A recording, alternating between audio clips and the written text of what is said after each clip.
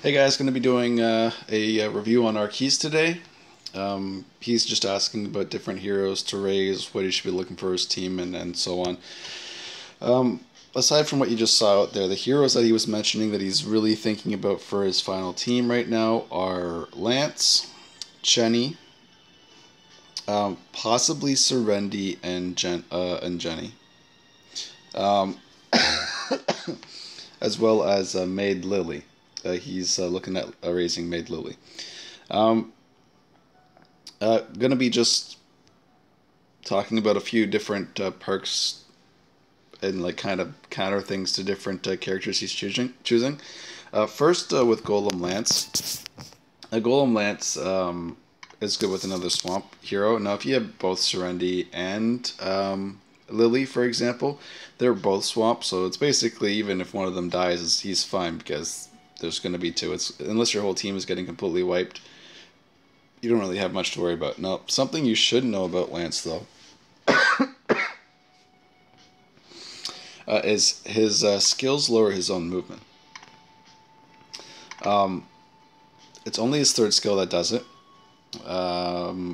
which is like his second skill lowers defense, which is nice. He's good for supporting the team that way, but unless you have the set equipment that raises your movement when you take a movement debuff, it's not really going to be a very ideal hero for you to raise. Bearman's a much better tank. Actually, Jack and Chris are also better tanks. Um, though he does have good skills, it's just like stat wise, Lance is actually just not a very good hero. His HP is pretty good. It's not as high as Bearman's, but his defense stat is higher than Bearman's. Now, because of the poor scaling of defense, it's kind of really not that amazing for the difference, because both heroes are, like, even characters like Jack that are in the 2000s for their defense can easily get up to the 60% defense mark. So it's high defense on a base stat isn't a particularly amazing trait, though it will be easier for him to get there, which is kind of nice. Lance, he's got a lot of other minor problems, though. One thing that you should note about Lance is that his mastery, I think, is the lowest in the game at 6,000. And most people are going to be building your equipment as HP defense pieces like this, not the attack mastery pieces like this. So when you go into his mastery, you're going to find that even with a few pieces, he's going to need like probably 3 or 4 attack mastery pieces as a tank to get his mastery up. Looking at this, it looks like he'd probably need 4. Which is kind of crazy. Maybe if the last slot was filled with another attack mastery piece, you can get up to 100% mastery, which would be nice. But you'd be sacrificing a lot of HP and defense, which are generally nicer stats to have as a tank. So that's one of his biggest weaknesses. Aside from that, his attack is also, I think, 4,000. I'm trying to think if there's another hero with lower attack than Lance. His attack might be the lowest hero in the game. Let me just look up a spreadsheet real quick to confirm that. Oh, you know what? Actually, I think Chris is the lowest attack in the game.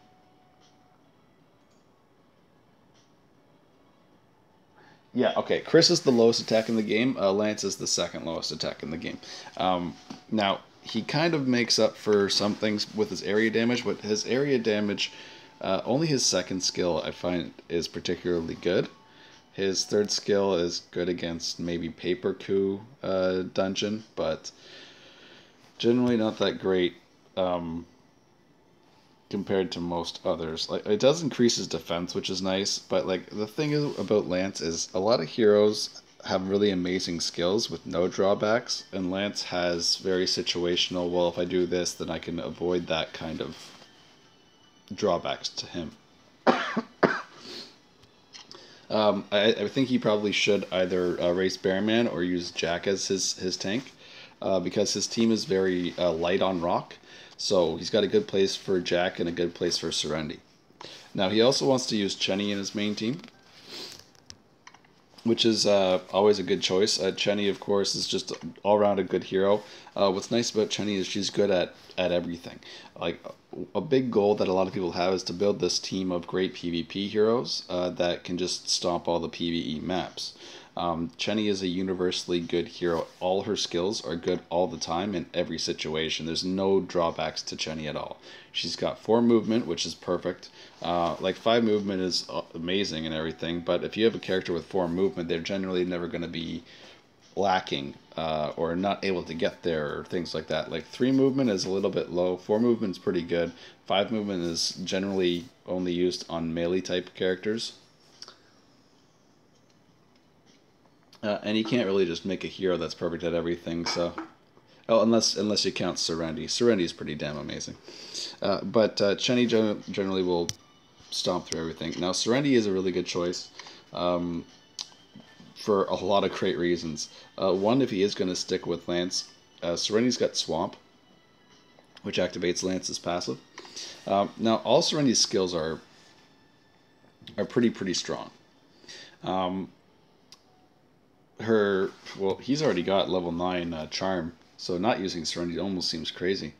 You can start maxing out her passive, give her a huge attack buff and another 2 movement.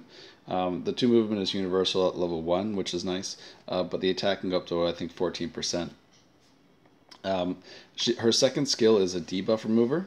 Now, it applies damage, reflection, and healing over time, which is cool, but what's actually nicer about that is those count as separate buffs, I believe.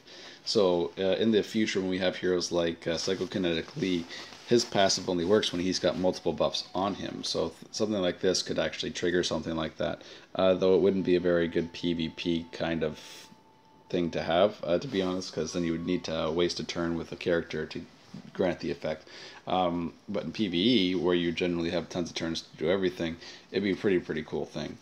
But being able to instantly remove debuffs is one of the strongest skills that you could have. Like you think about the really hard bosses in the story mode. Chloe is one of the ones that comes up the most often, or Cleo. And if you just had Serenity on your team, you would have had 0 problems with her, which is the great part. Oh, this character got confused. Heal.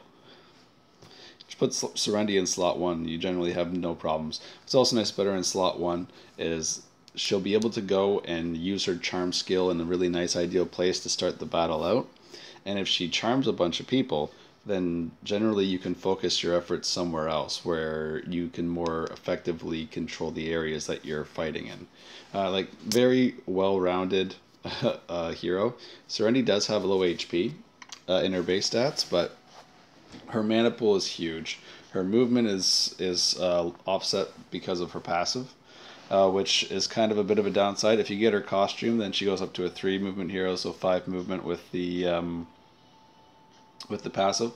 And generally, she's kind of hero that because of her charm, especially being such a high rate, she's very easy to keep above the 80% she needs. Now, if you're running a healer, for example, I'm going to use either Moss or Moo as good examples of good combination heroes that are going to work with this.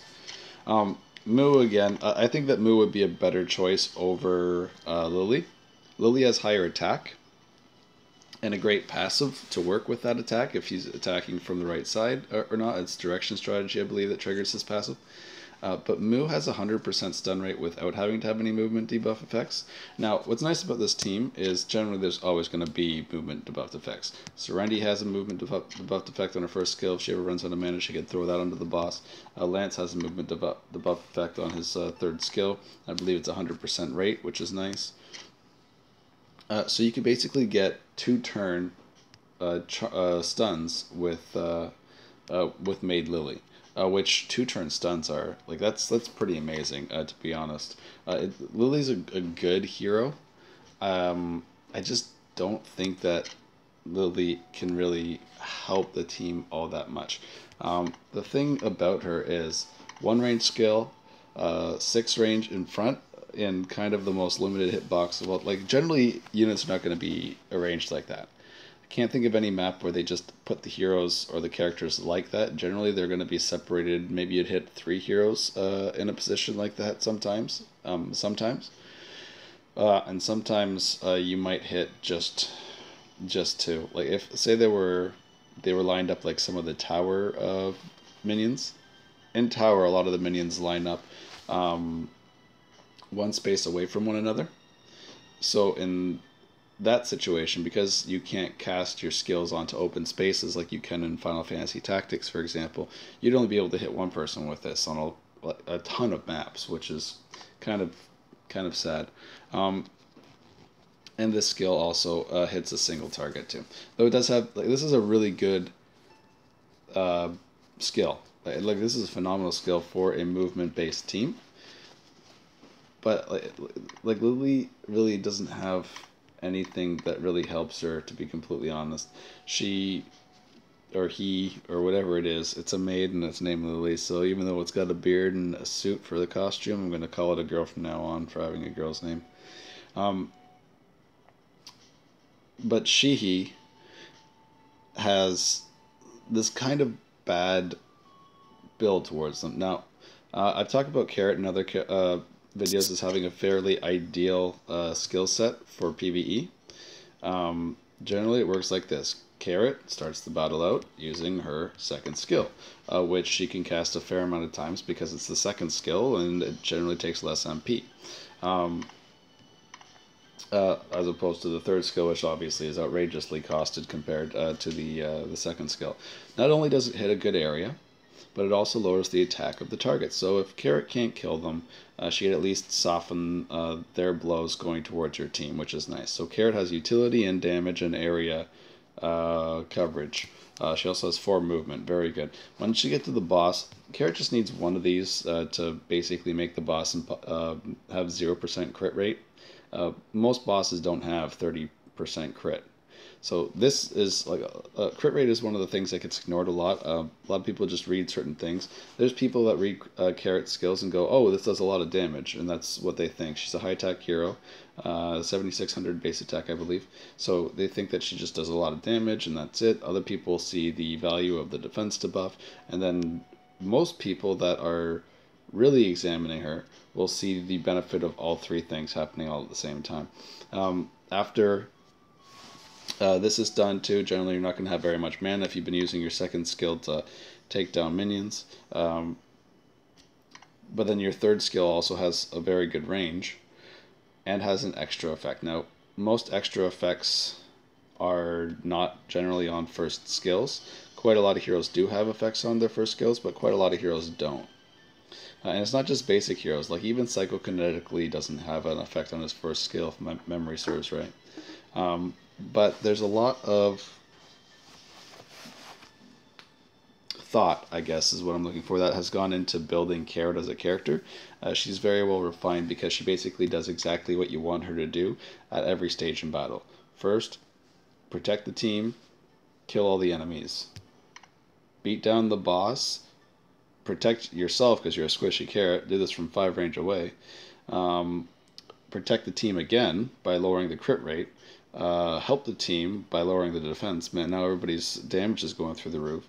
And then after, still stay back and start picking off with extra damage. Like she's a very strong and very well balanced and developed hero. Now, taking that back over to Lily, transferring it to Lily, at the very beginning, Lily is generally going to be using her second skill, the same like Carrot. Now, the area that she's hitting is kind of bad, to be honest. This is not a good hitbox. If this was a good hitbox, then Pony would be one of the best characters in the game for having such great area coverage by comparison. But Lily's attack is very high. Her movement is fantastic. I believe a 5 movement base, which this would make it 7. But like, she's really not going to be taking out big groups of units. She's more of a single target attacker, and that's just how she's going to be. She's not going to ever be this kill your whole map with this thing. Like, if we want to talk about PvE heroes, Kitty does more damage with this skill than Lily does to all the minions throughout the entire time, and Kitty does it in 1 turn. So, like, you got to think about what different skills are good against what you're fighting against, and it's always changing depending on the time. If it's in a PvE map, generally there's the minions, your starting positions, to determine the order of your characters, whatever is the best in terms of how their skills are going to work with each other and their different passives and effects. You go and kill the minions, and then you clear the path for the boss. And then you take down the boss, focus it down with whatever strategy you've come up with to beat it. Now, things that work universally on that are Jack's percentage HP damage. With one more level, it would go up to 19 some percent. I think it's like 19.4, 19.5 or something like that.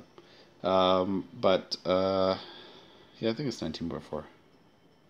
Okay, it does a percent. It's a fixed amount, so it's a guaranteed amount you could always count on. Generally, nothing's going to last 5 turns. Now, to be completely honest, you're not going to be casting this 5 times. Jack's mana consumption is actually very low, but so is his mana in general. This is actually a huge one. Let's see. 2, okay, stun immunity and 2 MP potentials. Okay, somebody's invested quite heavily in this. Let's look at his equipment real quick, make sure there's not anything else going on crazy here with this. Just checking for extra MP on accessories. There's another 12. Alright, so just another 12 MP. Pretty sure you can't get anything else. So that's a pretty mana invested Jack for a 5-star, and still being under 300 MP. Just want to make sure what his hero costume is. He's also got the black mage hero costume, which increases all heroes' mana. I think it's by like 16 or 20 or something like that. But that's another increase. So he's got 4 mana buffs on his Jack and still under 300 mana. Now his with his passive healing, he should be able to cast this probably 4 times in a row. So it would depend on how you probably start your battle out with a skill like that, and then maybe move to the first skill just to keep it up nice and high. You'd want to be able to spam this on the boss as much as you can. But Jack's very good at making things very consistent. Like, you might not always have a team that's strong enough to deal with certain bosses, but Jack always guarantees that if he can survive, that boss has a maximum lifespan of 5 turns. Unless the boss somehow can heal itself for 30% HP every turn. I think that to build his team ideally, Chenny would be pretty amazing. But I think that his best build would be Serendi, Moo, Jenny, and Jack. Now, with that combination, you go 2 rock, 2 paper, and 1 scissor. And I feel that they're probably the 2 most useful PvE rocks. Definitely the most useful scissor character in the game is Chenny. I don't think there's any doubt about that. Unless you want to count how amazing the tank Bearman is as more useful than Chenny's amazingness. Lena actually is a good runner-up for most useful scissor character, because you can count on her to replace Jack in terms of boss killing in the future, or combining the 2 of them for outrageous results. If anything, if you can just get a couple movement items on Lena, then she would just blow the crap out of Chenny. I think Chenny's skills have better hitboxes, but Lena's are pretty good too. They're similar to Carrot's,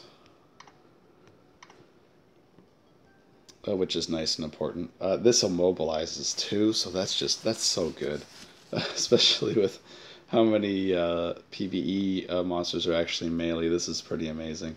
Her first skill has a low charm rate, but it's got a charm rate, so when you run out of mana with Lena, you've always got this. But this weakening skill is pretty damn insane. If it wasn't so hard to raise her skill-wise, she'd be one of the absolute best characters in the game, and she'll be one of the absolute best characters in the game in maybe 2 or 3 months' time. Okay. I don't know who Lena's fans are, but I hope it counts for every ally. But Chenny is just going to be a little bit more useful than her, because Chenny can just straight up kill the opponents. She's got better hitboxes. and she's got armor ignore, which is nice too. She's got an extra flat bonus percent to scissor type, so she's going to have a really strong advantage over scissor type bosses. She has movement reduction, which is not as good as the immobilize, but I'm sure that given the way that the two skills work, this is still going to be useful enough, depending on the situation.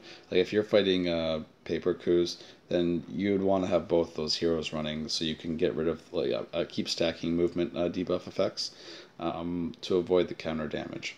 But if I'm being completely serious here, most people are just going to stick with the third skill and the first skill on Chenny, because her second skill is just not mind-blowingly amazing, whereas this skill is just so good. Alright, gonna look at Moo real quick. Now, his move's not super maxed out. Now, Moo's skills do cost more than Jack's, but I don't believe, I think at max, I'll go and check my Moo after. I think at max, her stun is still less than Jack's third skill, so you can cast it more times. It's 100% at all stages, so if you want to be super mana efficient, you could always just leave the stun. If you're using the stun just for support, you could always leave the stun at level 1, because damage-wise it doesn't scale very well anyway. Not a perfect world, everything's maxed, but generally you can just leave the skill at 1 and max her third skill first. Her passive is not going to be so useful because you want to keep all your allies alive, but her third skill is useful throughout the battle. The first stage of fighting a battle is to clear all the minions away so you can focus down the boss. In most stages, sometimes the boss is right in front of you and then you're surrounded by minions, like on the old tower stage 50. But this is going to give you a huge amount of crit. Like an absolutely insanely huge amount of crit. It's 78% at max level, which is crazy. With that plus the healing, you have huge, great area damage, plus a guaranteed stun. She gains mana back with her with her basic skill. If you're looking for things like that, very few heroes have this golden. I like the cure all to everything. If you combine Serenity with Mew, then you basically have good area healing, because a lot of the problems with healers right now is they don't heal good areas. The only ones that heal good areas are the ones that have attack-based heals, and then they can't heal themselves. So there's a little bit of a drawback either way. But Moo is just so good at everything. She's good at crowd control, she's good at boss killing, she's good at healing, and she's good at stacking critical damage to just clean house. Like, she does a lot of damage with crit percent. If you're not aware, crit damage is 1.3%. So any piece of equipment that you have with crit damage, let's see if he's got any pieces here. Nope. Nope. Nope. Nope. And nope. Well, hopefully he can kind of actually use this at some point in time for picking his gear with potentials. Now, not everybody has tons of gear to choose potentials from and a bunch of potions and things like that. So it is going to be pretty hard. But if you do find ones that have crit damage, your ideal targets are either Moo or Jenny. Jenny benefits the most because her passive gives her an extra, at max level, 50% critical damage increase, which is really crazy considering how her third skill also gives her 7,800 crit rate, which, just looking at it, let's just look here. He's got a 57% crit rate already, which means he's going to have like he's going to be well over 100% after he's fired his third skill. What's nice about this actually is now with having such a high crit rate, Jenny can almost universally use her third skill. The only drawbacks to Jenny are her 3 movement, but for the most part she just hits so damn hard. Yeah, he's stacking crit like a beast over here. Let's see what he's got for mastery. 100% mastery, so he's always hitting full damage. So with this, let's check out his potentials on Jenny. Critical damage there. So now it's 182.9. attack.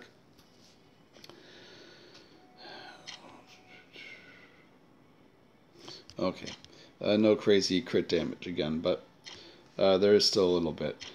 So the way that it works for Jenny is she basically hits, or maybe I should explain how crit damage works, or just damage in general. The way that everything works in this game is multiplication based, so it doesn't matter what order you put anything in the calculation because it's always multiplied.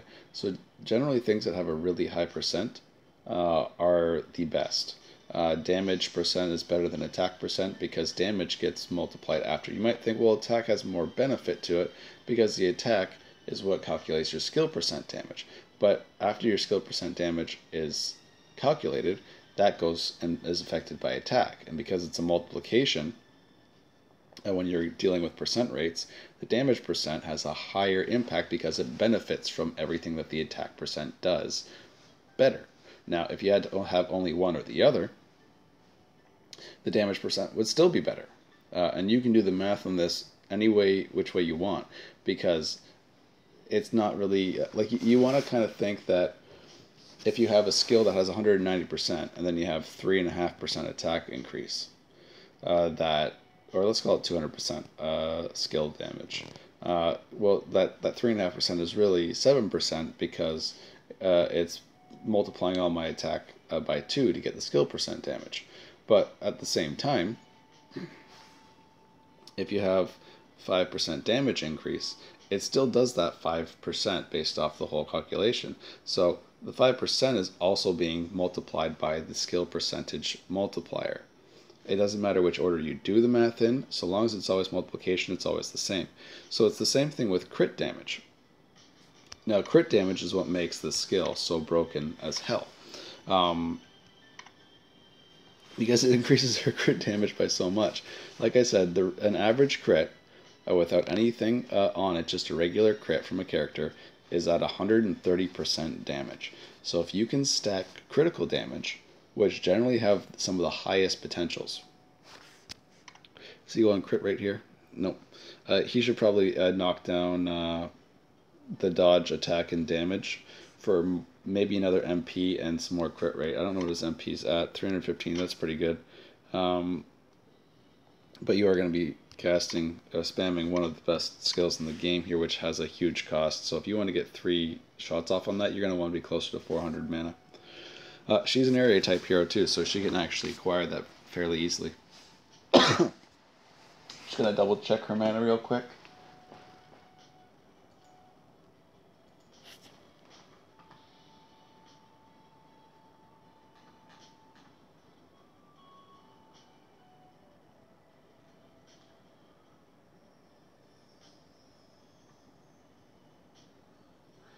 Yeah, Jenny's got a 303 base mana at level 70.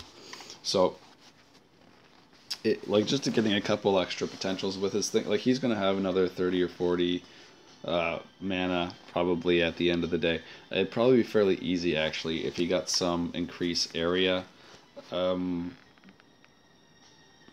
area attack type character mana pieces to increase his MP.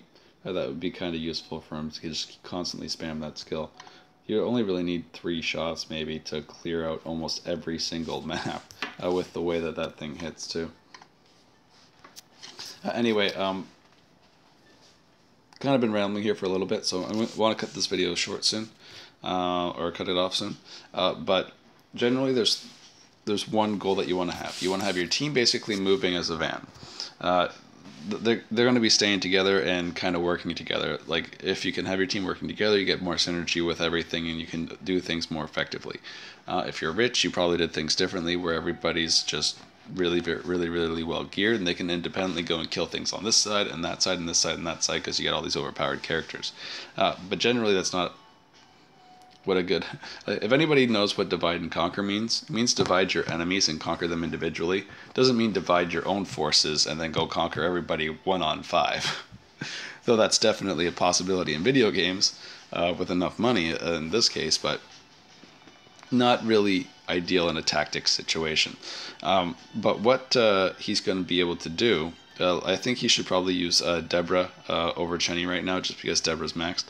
But he's going to have good tanking, better tanking with Jack than Lance for sure. Though Lance is going to be better at killing minions throughout. Jack is really only good at killing the boss, but he's so much better at killing the boss. He's a lot better at killing the boss than Lance is at tanking the boss, as well as dealing area damage and slowing enemies. You got to think of what an kind of impact a character brings to the table, which is why Serenity's another amazing choice. Not only is she an offensive beast, she's got very, very, very high charm rate, which can turn your enemies against themselves, especially in PvE when only bosses have charm immunity.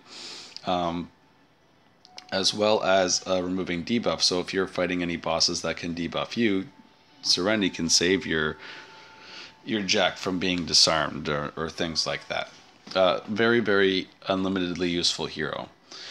Mu is going to be able to do sustained healing, plus high critical damage, and also activate Jenny's passive. You're going to want to have a healer if you're using Serenity, because you're going to want to have her nice and healthy if you're going to want her to have the 5 movement. Now, what's nice is the only heroes that have bad movement here are Deb and Jenny. But if you replace Deb with Jenny in the future, then that problem goes away. And Deborah, also, if you have her in like maybe the 4th slot, then she can generally pick off a character that's been softened up by another character, and then proc her movement buff and attack buff from her passive. Like, I would suggest Jack to be in the last slot all the time, because he is the tank. I'd suggest Serenity to be in the 1st slot all the time. And I'd suggest Mu to be in the 2nd slot all the time.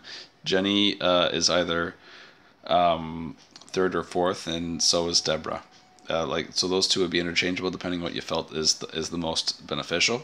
But you want Serenity to go first, because you want her to be able to start off the battle knowing what characters you're going to have charmed before you decide where everybody is going to go move. You also want her to be able to remove debuffs from your characters if any get cast on them before that character's turn comes around. Because if it's something like Charm, where it can go and just have them go and attack your hero, Serenity could step in and say, no, it's fine, you're not charmed anymore, before they get acted on. Serenity's probably my favorite character for usefulness if she had the Omnipotent and Omniscient set. Because she would just be...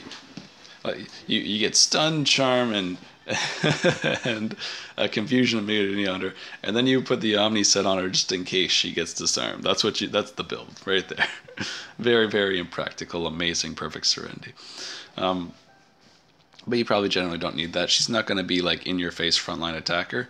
She's generally going to be the one going and softening things up. She'd be good to pair up with Deb, because she'll charm or get really low a bunch of characters, because her attack is pretty damn good also. Deb comes in, kills whatever's close enough to attack her, harms Randy, activates her passive. If there's anything else that's close by that Deb couldn't reach, maybe Jack can go in on the last slot and pick off the stragglers. Mu's going to be able to hit a decent area and turn on her crit. Also, her healing, if she uses her skill, you can use the skill now just to heal. You don't actually have to have targets. You can just cast it on your allies. I think you can even cast it on yourself. It just doesn't heal you, but you can cast it on yourself. Being able to just choose yourself as a target sometimes is going to be beneficial.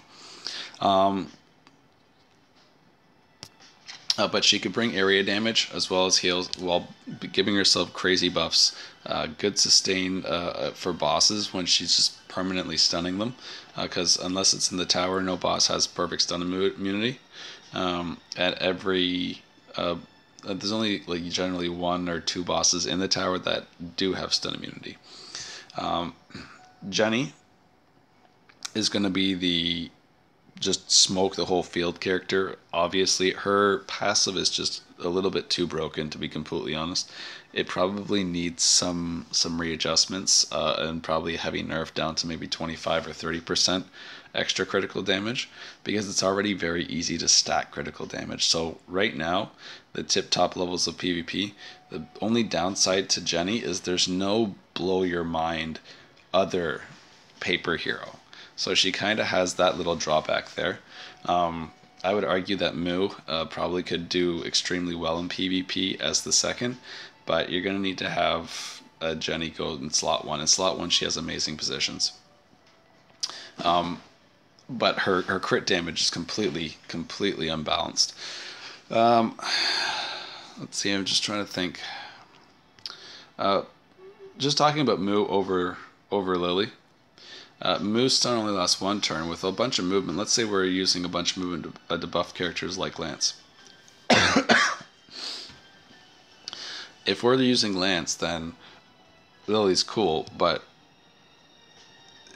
like when you're thinking about the damage difference, Lance and Lily work well together, but Lance does so much less damage, even with Lily and all Lily's great buff attacks, then like Lily doesn't do as much damage as Jenny, for example.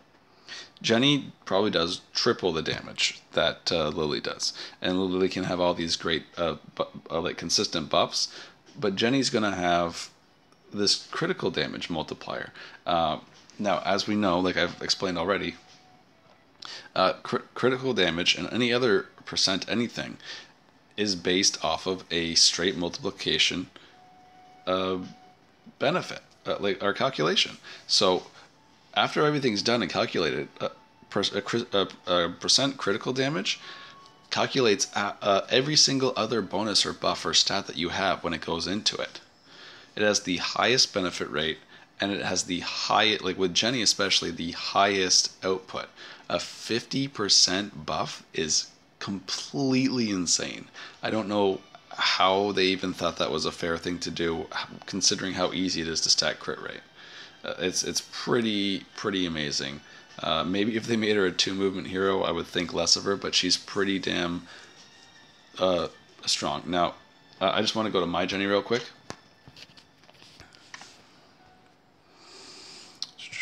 Before we close this off. Okay, this is my Jenny stats. I have not particularly invested very high into her. Though I do have 666 crit rate. That's kind of nice. But this is what I have on her. Almost nothing. And she hits so much damage, it's outrageous. I don't have the best crit damage potentials, to be honest, because I didn't always think that crit damage was that particularly amazing. Now that I know, I'm kicking myself, because I actually had a bow that I wanted to get attack and damage percent on a long time ago, and it used to have a 20% crit damage increase, which, like, if I knew that that was so amazing, I definitely wouldn't have even modified that. I would have always locked it and kept going. Stupid thing for me to have done. Just looking at Jenny here, trying to find crit damage.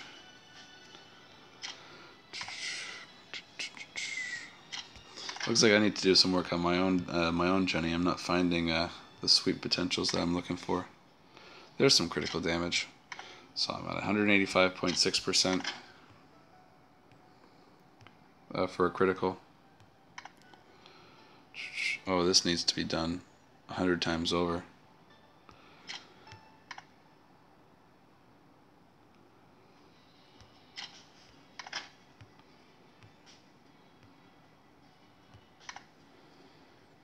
Oh, there we go. Another 3.5. That's actually really high for a 1-star piece. Anyway, where was that other piece? Was it here? No. Alright, so I do almost 190% damage with a critical right now. I'm going to be readdressing that and going through. I'm sure I can find some better pieces to throw on there. I know I have this really amazing bow here somewhere. There it is. If only I can get a pink crit damage on that too, that would be amazing.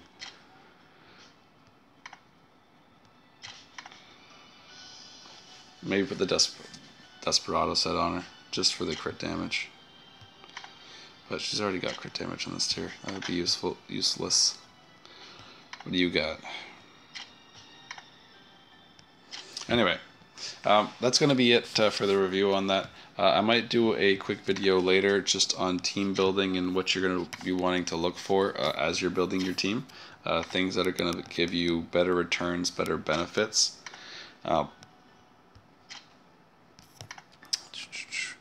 Just to kind of optimize the way that you're doing things, make things really, really nice and easy for you. But until next time, hope you enjoy.